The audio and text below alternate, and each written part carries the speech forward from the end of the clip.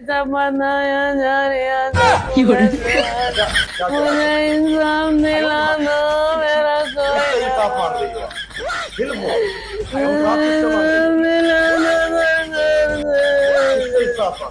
मुझे इंसाफ दिला दो जो मैं बेटे सब देख रहे हैं मुझे उनसे इंसाफ चाहिए मुझे इंसाफ चाहिए मुझे इंसाफ चाहिए मुझे भीख दे दो।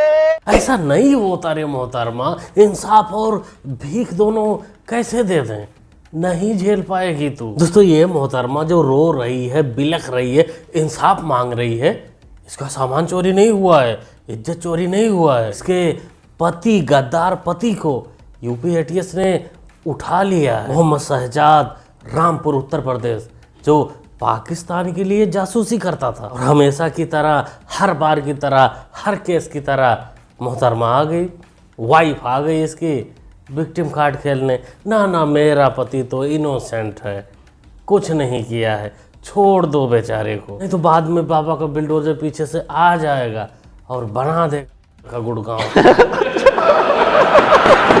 कलामुद्दीन को उजाड़ो ना, कलामुद्दीन को उजाड़ो। मैं तो कलामुद्दीन है, हिंदू मुस्लिम करते हो, मंदिर मस्जिद करते हो, कलामुद्दीन की दुकान तोड़ो।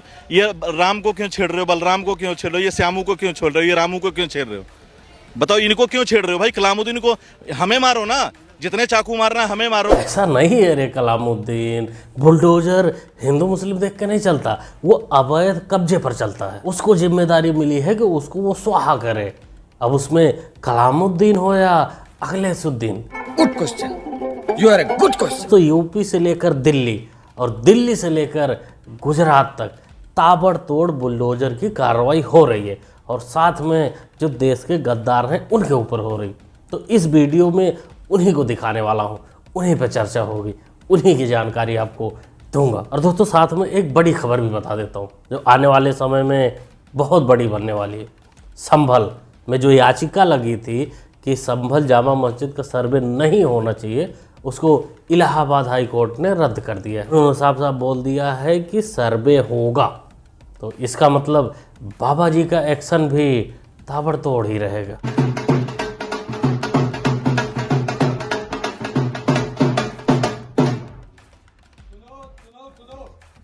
सभी को सूचित किया जाता है कि थाना नखासा के मुकदमा अपराध संख्या 304/24 व 305/24 में अभियुक्त अता पुत्र मुल्ला सुखा निवासी न्यारे वाली मस्जिद मोहल्ला खकुसराय के विरुद्ध न्यायालय द्वारा 84 BNSS उद्घोषणा जारी की गई है। यदि अभियुक्त नियत समय पर माननीय न्यायालय के समक्ष हाजिर नहीं होता है तो उसके विरुद्ध अन्य वैधानिक कार्रवाई अमल में लाई जाएगी। लो जी, हो गया ना डबल वार। एक तो सर्वे चलेगा और दूसरा संभल में जो पत्थरबाजी पहले सर्वे पे किए थे उनके ऊपर उत्तर प्रदेश पुलिस का कानून का डंडा भी चलेगा। जो भी आरोपी फरार हैं अभी संभल हिंसा के, उनके घर के बाहर ढोल बजाया जा रहा है, बताया जा रहा है कि मुन्ना सही सलामत अपने आप को हवाले कर दो पुलिस को, नहीं तो बुलडोजर आएगा तो फिर बाजा बजाकर गाजा बना देगा। मैं आलिया बेगम बात कर रही हूँ भोईगुड़ा सिकंदराबाद से। सैयद समीर जो है मैं इसकी बहन बात कर रही हूँ और मेरा भाई बेकसूर है, मेरा भाई लिफ्ट टेक्नीशियन है। ये सब जो भी न्यूज़ में बोल रहे हैं, फेक न्यूज़ जो भी बोल रहे हैं, ये सब बेकार है, ऐसा कुछ भी नहीं है। मेरा भाई ऐसा कुछ कर ही नहीं सकता, बस उसको खाली अफवाह उठा रहे और मेरे भाई को फंसा रहे, बस बात खत्म। नालिया बेगम उर्फ जज साहिबा ने बता दिया कि इसका भाई बेकसूर है तो है, बात खत्म। सैयद समीर और सिराज हुर रहमान ये दोनों साले बम बना रहे थे अपने अपने बहन के पिछवाड़े में फोड़ने के लिए। से दोनों इंजीनियर थे, सद्दाम हुसैन जैसे और तमाम जो आतंकी थे ऐसे ही ये भी इंजीनियर थे, लिफ्ट में काम करते थे, लिफ्ट बनाया करते थे। लेकिन पुलिस ने इनको भी पकड़ लिया, इनको भी अरेस्ट कर लिया और इनकी बहन की लौंडिया आ गई निर्दोष बताने। नोटिस नहीं, कुर्सी नहीं, हाँ ये मकान अपना ही है सामने का। आप क्या करते हैं आप काम? मैं मस्जिद में इमामत करता हूँ। अच्छा, इस मस्जिद की इमामत? ये मस्जिद है ना 30-35 साल हो गए, कर्नाटक मस्जिद, ख्वाजा बंदे नवाज मस्जिद है ये। गरीबों को वहाँ के ट्रस्टी है हम यहाँ के मस्जिद के। हाँ, मस्जिद कितनी पुरानी है मस्जिद ये? ये 35 साल हो गए मस्जिद को। 35 साल। हाँ, हम खुद ये आबाद कर रहे हैं मस्जिद को यहाँ पे, हमारे पिताजी ने हमारे। तो कैसा महसूस हो रहा है? कैसा महसूस हो रहा है? अच्छा ही महसूस हो रहा होगा। देखो जी, ये वीडियो गुजरात के चंदोला तालाब का है, जहाँ बहुत ही बड़ी कार्रवाई, यूँ कहें कि हिंदुस्तान का सबसे बड़ा कार्रवाई चंदोला तालाब पर किया गया गुजरात में, जहाँ लाखों एकड़ ज़मीन मुक्त कराई गई कब्जाधारियों से, अवैध बांग्लादेशियों से, अवैध घुसपैठियों से। उसी में इस मौलाना का नौकरी भी चला गया, क्योंकि मस्जिद जो चला गया 30 साल पहले जो बना था, अब ये भी एकदम हो चुके हैं फ्री। इनकी ज़िंदगी में कोई टेंशन नहीं रह गया, सुबह उठने का झंझट नहीं, शाम को लेट सोने का झंझट नहीं। अब एकदम सरकार इनको फ्री कर चुकी है। योगी जी से भी कुछ शिकायत है? हाँ, क्यों नहीं है? योगी जी ने करा क्या है? तो मुसलमान को हटा दो, मुसलमान को हटा दो, क्यों हटा दे? हम तो हिंदू मुस्लिम में भेदभाव नहीं करते, हमारे आसपास में हिंदू नहीं रहते। तो सबसे ज्यादा हिंदू भी तो रह रहे। ये अपने का भारत से क्यों भागेंगे? हाँ, क्यों भागेंगे भारत से? क्यों भारत से भागना चाहिए? जब पैदाइश ही नहीं पर है तो भारत से क्यों भागे हम? क्यों भागे?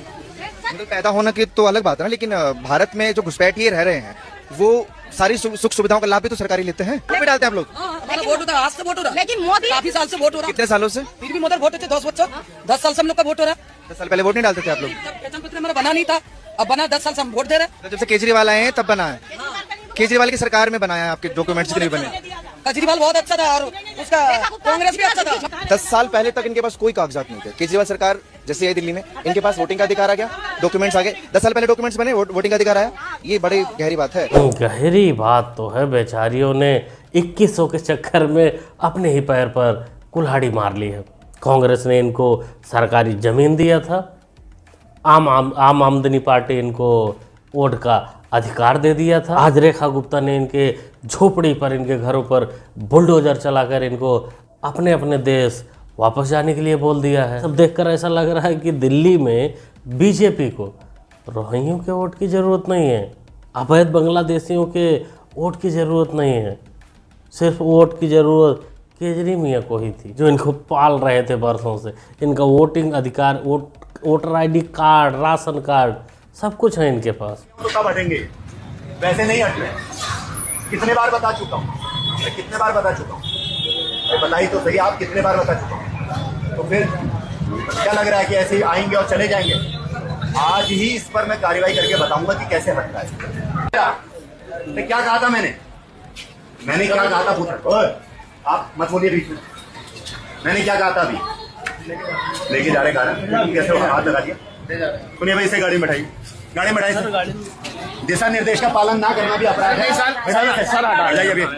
ये लातों के भूत हैं, बातों से मान जाएं ऐसा किसी किताब में लिखा ही नहीं है। इनको जब पुलिस ले जाती है थाने, 2 घूंट घुट्टी पिला देती है, उसके बाद ये एकदम फ्री जैसे हो जाते हैं, फ्रेश लगने लगते हैं। ये दौड़कर जो पुलिस बोलती है, जो प्रशासन बोलता है, वही करने लगते हैं।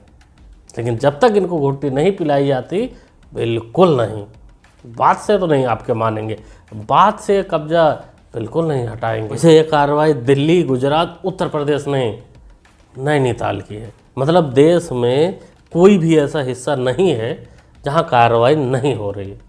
अरे पश्चिम बंगाल को छोड़ के वहाँ बाद में नंबर आएगा। हेलो, क्या नाम क्या है तेरे? असलम। क्या करते हैं? मजदूरी। काय की मजदूरी? वो मजदूरी उसकी बेलदारी का। बाप करता है बेलदारी और बेटा देश के साथ गद्दारी। दोस्तों, इसने भी दिखाया था, इसने भी अपना पाकिस्तान प्रेम दिखाया था। फिर लोगों ने इसको पकड़ा और बताया कि बेटा उत्तर प्रदेश में हो, हिंदुस्तान में हो। उसके बाद ये नन्हा मुन्ना तुरंत मान गया कि नहीं, हाँ हम इंडियन ही हैं। लेकिन इसके बीच में जो कुछ हुआ है वो दिखाने लायक नहीं है। उसको मैं टेलीग्राम पे अपलोड कर दूंगा, वहाँ जाके देख लेना कि इसका किस प्रकार सुताई किया गया, उसके बाद मुताई भी करवाया गया है। ये और मोदी दोनों भाई लगते हैं। वो कहते हैं ना, क्या कहते हैं, डायनासोर कुत्ता, वो लगता है। उन लोगों पे और कोई काम धंधा नहीं है, यही काम है बस। डायनासोर? हाँ, योगी और मोदी दोनों ही है। योगी ने तो पूरा भारत खराब कर रखा है, उसका तो सिस्टम ही हैंगे अलग है वो। हाँ, योगी गंजे गंजे सवाल है मेरा, जैसे आप कह रहे हैं कि योगी और मोदी बेकार है, देश का बंटाधार कर रखा है, और योगी को आप कह रहे हैं कि बहुत बड़ा डायनासोर है, ऐसा बोला ना आपने। तो ये बताओ, जैसे पहलगाम में भी आतंकवादी हमला हुआ था, है ना, लोगों को धर्म पूछ के मारा गया, उस पर क्या?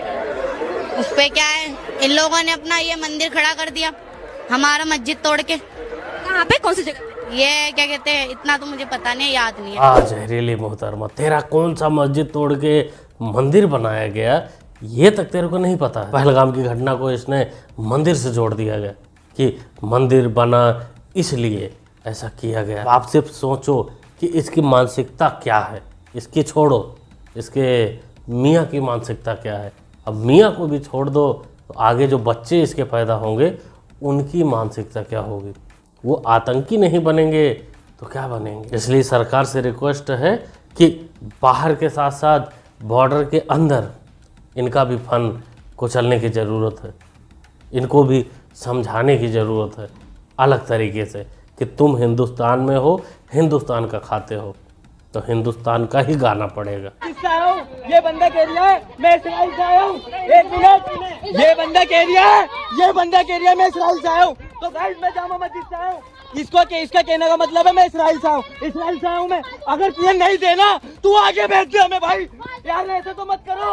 अगर किसी को नहीं देना आगे भेज दो, फलस्तीन के लिए कर रहे हैं, फलस्तीन के लिए। सांपों को देखो, फिलिस्तीन के लिए पैसा इकट्ठा किया जा रहा है, लेकिन 27 लोग जो मरे पहलगाम में उनके लिए किसी ने आवाज़ नहीं उठाई, उनके लिए कोई पैसा इकट्ठा नहीं कर रहा है। अरे उस फिलिस्तीन के लिए कर रहे हैं जो इनको कुछ नहीं समझते। ये उनको भाई ज़रूर समझते हैं लेकिन वो इनको कीड़ा मकोड़ा समझते हैं। इनको अगर कोई प्रॉब्लम हो जाए तो वो बात तक नहीं करेंगे इनके बारे में। उनके लिए पैसा इकट्ठा ये जाहिल कर रहा है। वैसे इसमें एक एंगल और है कि ये जाहिल ना तो फिलिस्तीन के लिए कर रहा है ना कहीं के लिए कर रहा है।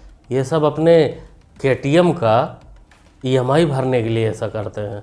ये जो छपरी रील बनाते हैं ये उसी के लिए ये सब किया जा रहा है। तो ऐसे जहाँ भी देखें पिछवाड़े पर लात मारकर जैसे भाई ने भगाया ऐसे ही भगा देना चाहिए।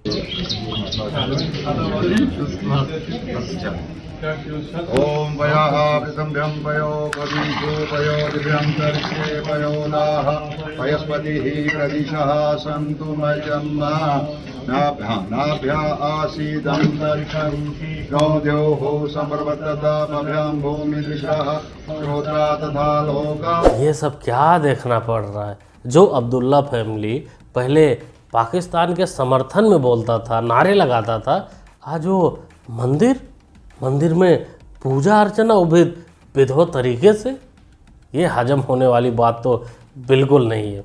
ये तो दिखावा है, ये छल है। मैं ऐसा बिल्कुल नहीं है कि इनका जमीर जगह है, इनके पूर्वज इनको सपने में दिखे हैं, ऐसा बिल्कुल नहीं है। ये सब बहरूपियापन है, दिखावा है, छलावा है। क्या कहते हो दोस्तों, क्या सोचते हैं ऐसे लोगों के बारे में?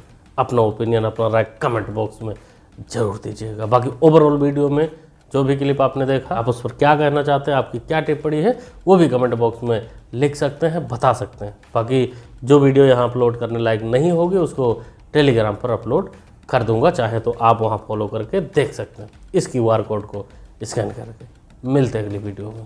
Thanks for watching.